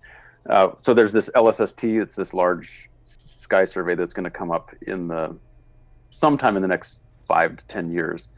And it's supposed to generate like a petabyte of data a day. And there's teams of computer scientists that are devoted to how do we deal with this fire hose that's shoved down our throats and cranked on. It's good stuff. And so that's just he doesn't even know it, but that's how these things intermesh. So when people say, well, what's your qualifications, and I say, well, I graduated in computer science. I bake chocolate chip cookies. That's my qualification. Chocolate chip cookies. Tomorrow it's sugar cookies, guys. We're doing sugar cookies tomorrow during the day, so that will be a stream. Yeah. These are very, I mean, computer science and astronomy, astrophysics, they intermingle. They go together very nicely. In fact, they one could not be without the other with certain technologies. So So anyways, back to this. I'm sorry. So we know it's no banana zone. And we know that there is, certain kinds of radiation that could reach them. We put them underground. We try to push that radiation away, all that banana radiation. But how successful have these been? I know you were starting to get into it. You were talking to. Let's talk about the one, the Alpine mountains underneath there. Okay, so you build this detector, which is like an ultra cold disk of silicon, for example, and what you would expect to find, you cool it way, way down to like millikelvin. So this is 3 millionths of a degree or 3 thousandths of a degree above absolute zero, and it's so cold that basically nothing is happening. It doesn't shake very much. Then you have a dark matter particle from space come in, and it hits one atom in that detector. And when it hits that atom, it causes that atom to vibrate. And that vibration raises the temperature of the detector to a point that you can see it. You can see the change in temperature in that detector. That's how you would detect dark matter particles. So it comes in, it raises it from a millikelvin to a small amount above a millikelvin. And what it ends up doing is it changes the resistivity. It changes the rate at which current would flow across it. And so you detect that phonon. That's a sound particle. So I don't know. So I mentioned before, we've been discussing the fact that light is a particle called a photon. Sound is also made of particles called phonons. And you excite a phonon in the Q or in this detector. You detect that, and then you say, what's the energy of the phonon? How much energy was deposited by this dark matter, and is that consistent with what we would predict? So that's one way to do it, to detect dark matters or dark matter particles. So this kind of technique has been employed in probably about a dozen or so experiments, and basically we've never detected dark matter. There's one pair of experiments that were conducted at the Gran Sasso mine or the Gran Sasso National Laboratory in Italy, where they were able to see a signal, but no one else has been able to reproduce it. Oh. And so it's kind of in this limbo of what do we do with this information? Because they saw it, they were able to reproduce their result, but no one else has been able to reproduce their result. They're not complete idiots, so it's not that. I mean, it may be something trivial that's overlooked, or maybe something that's kind of strange that was overlooked, or maybe very subtle that was overlooked, or it may be that they're actually seeing something that the other detectors we've made just aren't sensitive to. An example, but just to give an example of how this can happen, a few years ago, there was a faster than light neutrino discovery, or at least there was a hypothesis put forward that maybe the signal that we're seeing is because neutrinos travel faster than the speed of light, and it made like the top list of everything, and it bumped Kepler down on its list on the 100 top science discoveries in Discover magazine. Is that the one where we found out there was like faulty wiring or something? Yeah. They had one cable that wasn't plugged in properly. Yeah, I remember people being like, "Oh my God, did you hear about this?" And I was like, "Yeah." People like to argue that still every now and again, that no, we found something that travels faster than the speed of light. So there is a question about, is it Tom? Yeah, Tom walking pants. That's Tom. Could more than one particle type flow into that super cold thing? Yes. So lots of particles can flow in. How do you distinguish dark matter from something else? Is that you go through all the interactions that you can imagine, because we know what's in the periodic table. We know what all the chemicals are. So you say, how would this particle, what signal would we get from this particle? What would we get from this particle? What would we get from this particle? And then you ignore anything that matches what you would get from each of those particles. And then whatever's left over has to come from something that's not part of the standard model. So it has to come from dark matter. Right. We have problems with the standard model. In that It's what we got right now, but it seems incomplete. You can elaborate. I mean, you probably actually have way more grounds to kind of gripe about that for a second if you want to. The standard model is, so when someone says the standard model, it's the generally accepted description of how particles like quarks, leptons, photons, how they all interact with each other. It's been enormously successful. The standard model predicts certain quantities to 12 decimal places. That's unheard of, to have something accurate to 12 decimal places, a theory that predicts something to an accuracy of 12 decimal places. So the standard model is highly successful, but we know that it can't be the end of the story because we know that there's dark matter. We also know that there's dark energy, Right. and that's not currently in the standard model. Right. The standard model was broken when neutrino masses were discovered, because in the original formulation of the standard model, the neutrinos were massless particles. And neutrino masses were discovered in 1998. Right. So that kind of stirred things up a little bit. Yeah, and that's why you win the Nobel Prize. So if you break the standard model, you win a Nobel Prize. Just so you know, guys, write that down for your dates. So I intend to, you can write that down, have it on your list of lifetime goals. Break the standard model, prove Einstein was wrong. You heard it then here you can first. get 2 Nobel Prizes.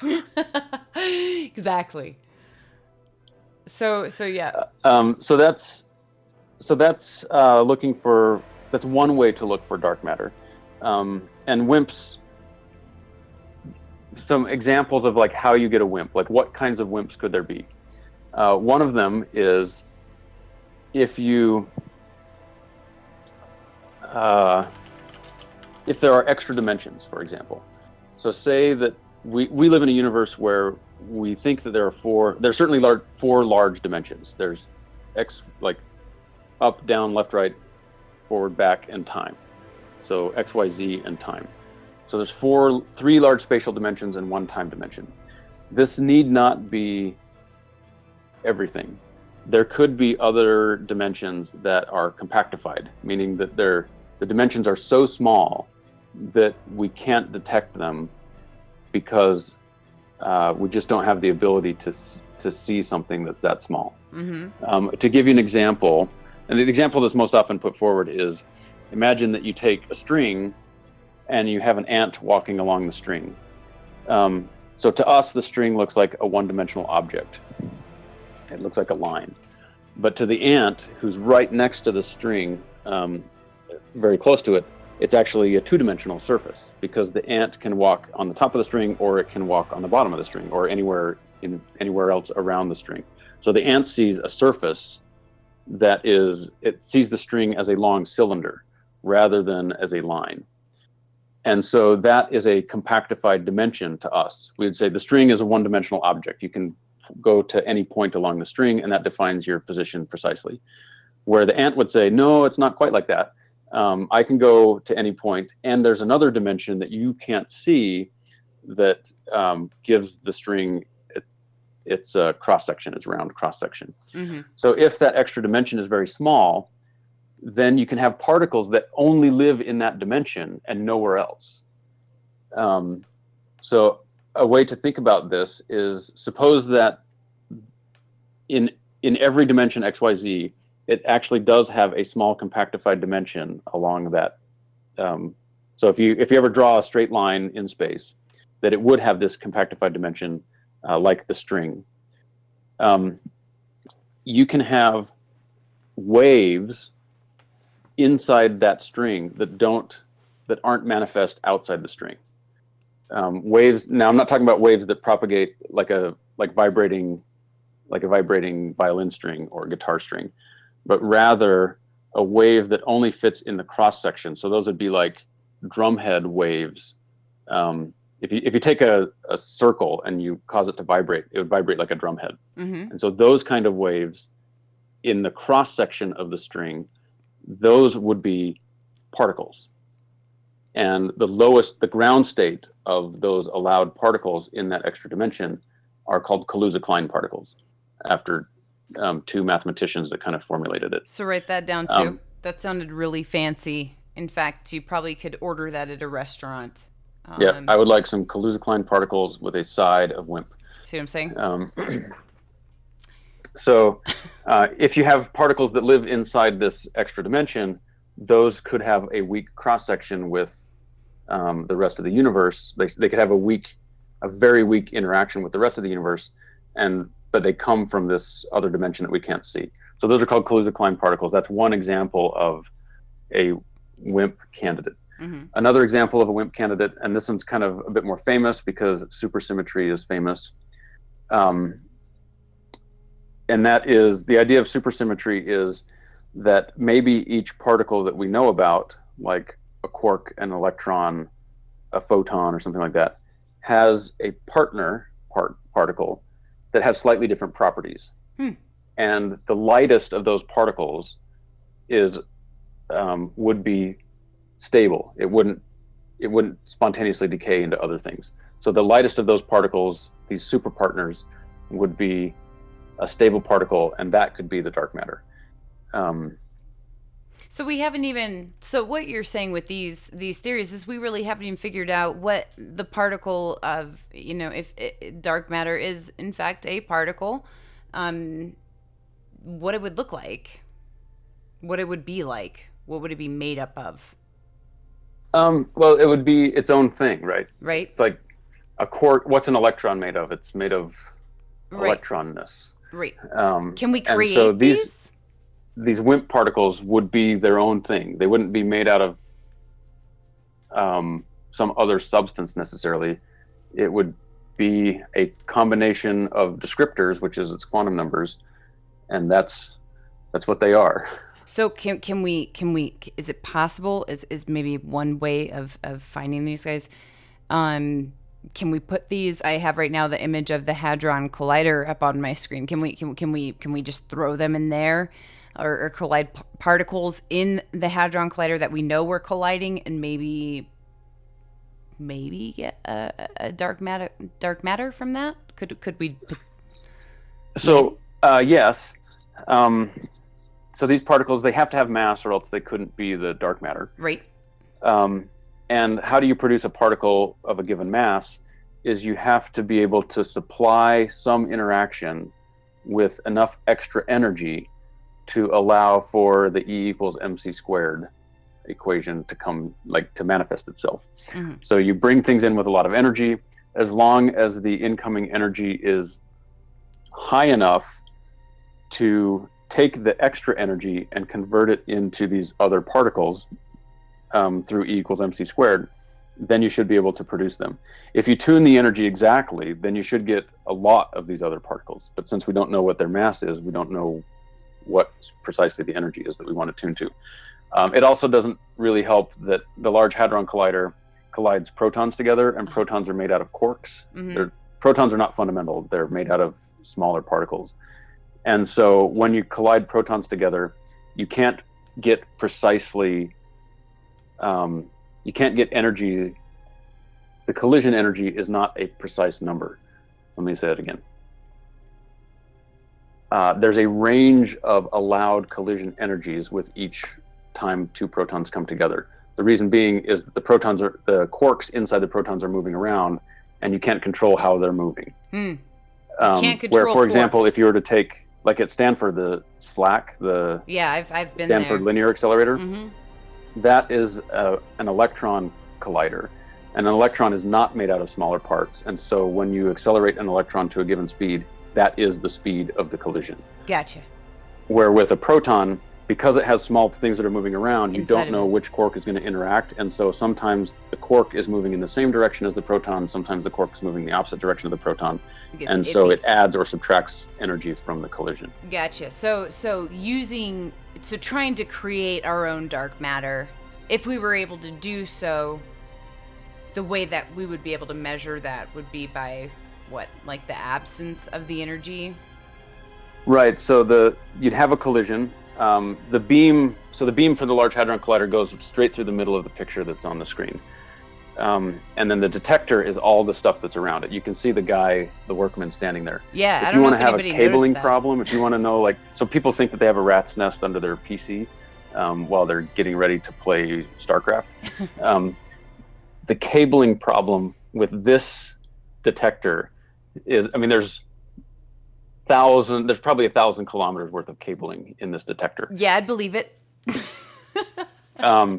So Super simple. You send in these two beams, they come in, they collide in the middle of this detector, and the extra energy in that collision produces jets of particles that come out. And for the most part, the jets, they all balance each other. When there's energy that goes off to one side, there's an equal amount of energy that goes off to the other side. So that because it has to match the motion, the original motion of the two particles, which is there's no extra, there's no energy. Anyway, so it has to match, all the energy has to match up from the energy of the collision. Right. So if you have, in your detector, if you have a bunch of energy that goes off to one side and no energy that goes off to the other side, then you would say, okay, energy went off to the right, but not off to the left. There must be something that went off to the left that did not get detected by our detectors, and we know the efficiency of our detectors and can then infer what's the interaction strength of the particle that we didn't see. Right. And that's the predominant way that we expect to find dark matter in the Large Hadron Collider, is by spontaneously producing it in the collision because we have enough energy to go into the MC squared of the new particle. And then you see energy from the byproducts, like the jets of particles that come out of the collision. You see energy going off to one side that's not matched by energy going off to the other side. Mm-hmm. And that's another way. And then I think, I mean, I think there's, other than that, and I know that, you know, you might not have, I mean, there's the, what I have up here is the, something that happened, looks like February 21st of this year. I can go ahead and just real quick, do you need to use the restroom or anything? Because I know I'm going to have to in a second. I'm good. I can probably stick around for another like 5 minutes or so. Okay, perfect. Well, yeah. So, guys, actually, when I said gravitational waves, like he said, we're gonna have to bring him back for that because we ended up talking a lot about dark matter and we haven't even really talked about dark. It doesn't matter. Dark matter matters. Don't worry, guys. Dark matter matters. But here is a video I found on this, and again, guys, all of this will be put in the. This is the Fermi satellite. Let's see. I'm gonna take us away.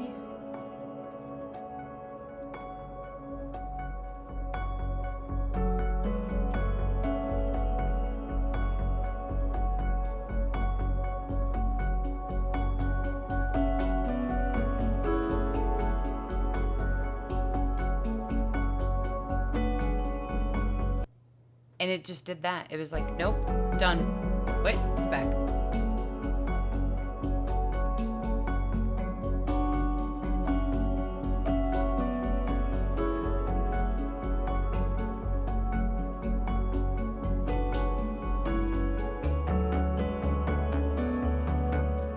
The sound keeps cutting in and out. Does it cut in and out for you? No, it's probably because you're on here with me.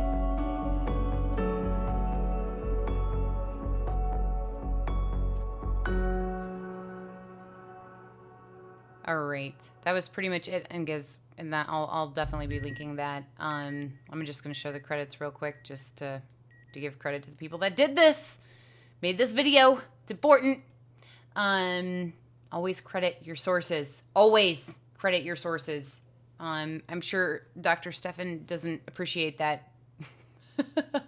Always say where you get your information from. It's just good science.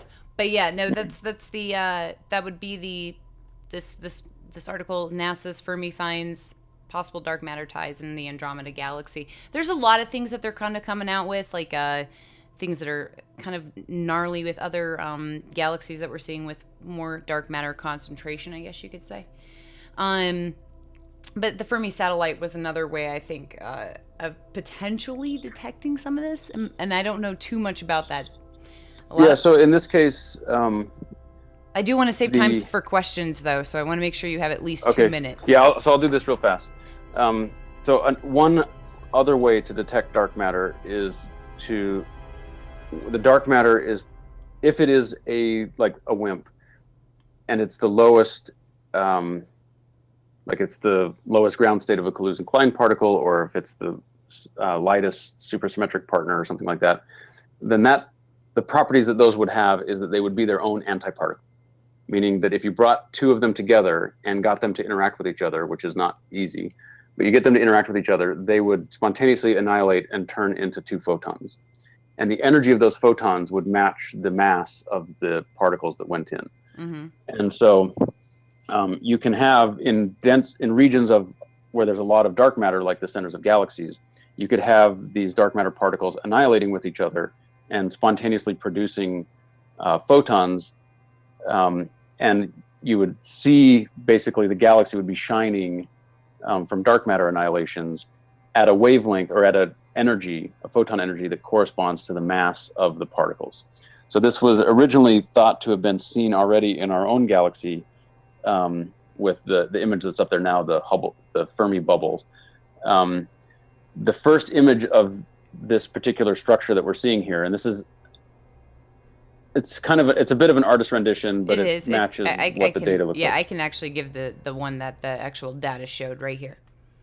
So the original picture of this particular structure in the Milky Way. So this is a jets of gas or jets of energy that are coming off of the center of the Milky Way galaxy. These are thousands of light years in size. The original image, it only looked like a ball. It didn't have any shape other than kind of a round shape. Here you can see in this image that there's kind of a there's a blob at the top and a blob at the bottom. Yeah, you see the bubbles. And it looks like it looks like 2 balls that are kind of glued together. Mm-hmm. The original image from about 6 years earlier, you couldn't tell that that it was elongated like that. It looked like a sphere, and so that was the thing that led people to believe. Doug Finkbeiner was the lead author, but I mean there was a gigantic brouhaha about it. People went crazy because they're like, "Wow, this is an amazing signal," and it is an amazing signal. It just turns out that it wasn't dark matter. This is the largest structure in the galaxy that was discovered by this guy and his group of students. So originally it looked like a sphere, which would say this is something related to the dark matter halo because that's the only thing that's spherical and that big. But as they got better and better data, it became apparent that it looked more like an hourglass shape. And once you have an hourglass shape, dark matter isn't distributed that way, and so it's more likely due to some astrophysical effect from the galactic center black hole. Okay, so we can come back and revisit this one. Yeah, this is a very next time interesting. If we have questions. Yeah, so right now is the time for questions, guys. Absolutely. Right now, if you guys have any questions for Dr. Steffen, he'll be back. He's not going anywhere. He's also a member of Skynet. So he hangs out and also is one of my helpers when I get into space talks. Then I'm like, I don't know, and he's like, I can help. So, because if there's something I don't want to give misinformation, that doesn't fly with this lady. So if you guys have any questions for him. But now I have too many questions, and that's a good thing. That's a good thing, because I'd said we were going to talk about dark energy, dark matter, and gravitational waves. But to be fair, that was we were just going to see how this went, and it turned out to be a lot about dark matter. But that is an important and an upcoming thing that we are researching and spending a lot of time, and no pun intended, energy into figuring out more things about it as it comes along. So do we have any real world applications of using dark matter? Well, we don't know what dark matter is yet. So having an application for it specifically, we don't. One of the main benefits that comes from, and this is true regardless of kind of the field of study, especially in physics, like cutting edge physics. There are a few things that I point out when asked this question, just to give some background. digital cameras, like the one in your cell phone, the original work on digital cameras was done 200 years ago by Becquerel. And it's taken basically 2 centuries to get it into some kind of commercially viable thing. So you don't always know what's going to pay off big and what's not going to pay off big. In the immediate term, for what do we get from discovering dark matter? Well, we understand a bit more about our universe, but at the same time, a dark matter experiment produces, a single dark matter experiment probably produces 15 or so, maybe more, very highly technical, well, probably even more than that. So like current dark matter experiments that run, like that are going on now, would train something of order 100 very highly technical people that learn how to work in very extreme and demanding environments, that learn very complicated statistical analysis methods. And the vast majority of the people that are on those experiments go out into the workforce. And so in my opinion, one of the greatest contributions that I will ever make to society is from the graduate students that I train, and teach them how to write software, teach them how to analyze data, teach them how to think critically about situations, that go out into the workforce and then add those skills to the industrial environment. So that's, I guess to some extent it depends on what floats your boat, but those are 2 of the most valuable things that you get, is a very highly trained workforce that can go in and attack very specialized problems that have never been done before. And that's different than engineering. Engineering has a different mission than science. And also that we don't always know when something is going to pay off, when some discovery is going to pay off, when, for example, you would develop high temperature superconducting magnets, and now all of a sudden our energy distribution costs go down by a factor of 100 or something like that. So anyways, I hope that's a good answer to your question. I read an article about failed stars, which are hard to see. What extent do failed stars contribute to the missing matter in these equations? That is so this is Philco Ford. That's a very good question. I do have a video on, I think I have a video on this on my channel.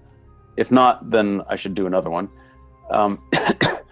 We can get, and we can talk about this on some future thing, we can get constraints on the amount of regular matter that there is in the universe based upon the abundance of deuterium and helium-3 and helium-4.